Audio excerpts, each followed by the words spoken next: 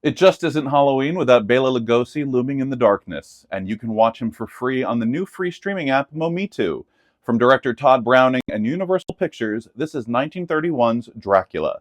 I'm Harry Marks. You can find me on TikTok at Lobby Intros as the host of the classic film history channel Let's All Go to the Lobby.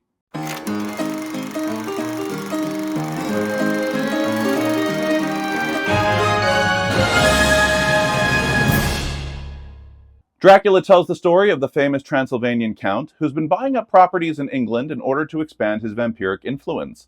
But things go sideways when he falls for his real estate agent's fiancée, turning her into one of his children of the night. Dracula is actually the second adaptation of Bram Stoker's hit 1897 novel, with the first being F.W. Murnau's unofficial knockoff, Nosferatu. But Carl Laemmle Jr., the head of production at Universal Pictures, saw the potential in adapting the book officially, so he purchased the film rights.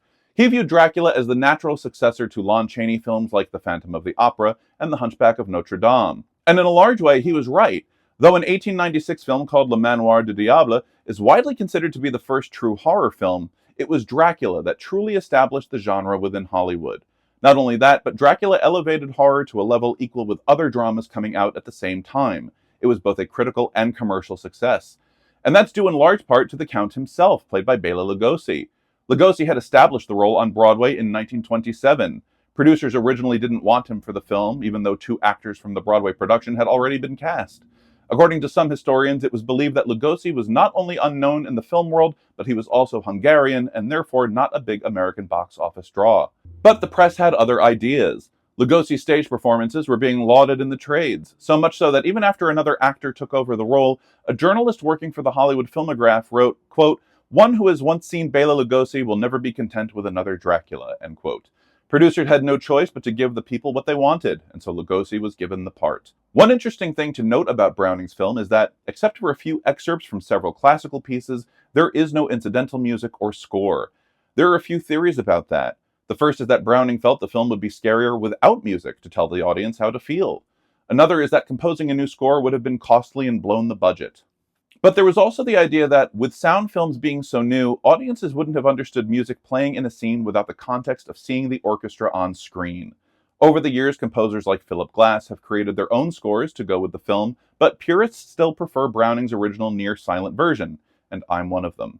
After filming wrapped, Lugosi took a parting gift with him, his costume. In fact, he wound up wearing it again numerous other times, including when he reprised the role for UK theater audiences in 1951, as well as in 1948's Abbott and Costello Meet Frankenstein. But there's one persistent myth about Lugosi and his famous Transylvanian outfit that has permeated pop culture ever since his death in 1956, that he was buried in his original Dracula cape. The truth is, he was buried in a replica. Lugosi owned a number of black silk capes and was laid to rest wearing one of those, as well as his original Dracula tuxedo from the film. As for the long wool cape, that was bequeathed to his son. The family put it up for auction in 2011 at a starting bid of over $1 million, but it failed to sell.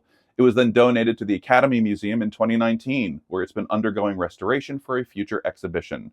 But you get to see it in its original glory right now as you watch Bela Lugosi, Helen Chandler, David Manners, and Dwight Frye in Todd Browning's 1931 horror classic Dracula, now streaming for free on Momitu.